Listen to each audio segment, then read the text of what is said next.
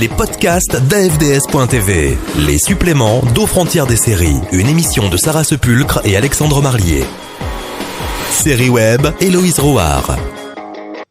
On a tous un côté sombre, un petit côté bad boy, enfin plutôt bad girl pour ma part, plus ou moins avoué. On a juste envie parfois, comme ça, de tester ses limites, d'accomplir des choses extraordinaires, complètement borderline et de s'y frotter, histoire de voir de quoi on est capable. Mais dans la vraie vie, il faut avouer que ça ne le fait vraiment pas. Eh bien, j'ai peut-être trouvé la réponse à cette frustration. Le projet s'appelle Mission Braco et je pense ne surprendre personne en disant que cette expérience transmédia découle directement de la série Braco diffusée sur Canal+.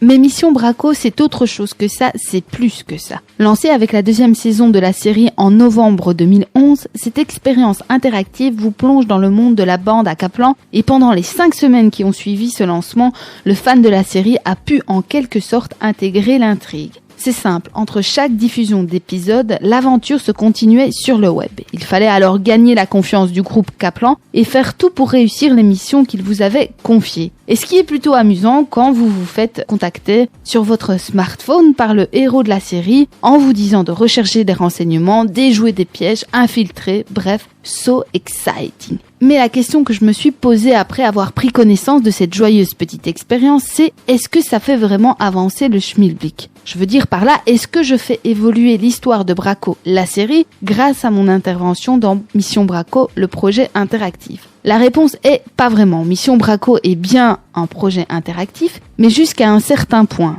Ok, c'est fun, ça permet aussi d'éclaircir certaines ellipses de l'histoire et d'anticiper l'intrigue sur la série télé, mais ça ne va pas vraiment plus loin. Sans doute une petite déception là pour ceux ou celles qui ont pensé peut-être découvrir de nouveaux personnages ou réécrire l'histoire même un peu. Il est clair qu'on n'est donc pas ici dans une volonté de donner une réelle place à l'internaute. C'est plutôt le rester en contact qui prime. Il faut pouvoir garder son groupe de fans et ne pas les faire zapper et cliquer simultanément sur autre chose. Un peu à la manière de Showtime avec Dexter Experience. Avec Mission Braco, Canal+ a donc décidé d'investir les lieux pour ne pas passer à côté de ce virage dans le monde de consommation des productions médiatiques où se développe très fortement le multi-écran et la multi-consommation de manière simultanée avec un niveau d'exigence de plus en plus grand. Internet ne doit plus être le parent pauvre et être considéré et utilisé comme une simple vitrine de ce qui se trouve dans la série, mais bien comme un lieu où les fans échangent, trouvent des réponses et peuvent y mettre leur touche personnelle. Ok, Canal+ a maintenant intégré le mécanisme et rentré dans la danse. Il ne reste plus qu'à laisser davantage de place à l'internaute et de rendre tout son sens au mot interactivité et le tour sera sans doute joué.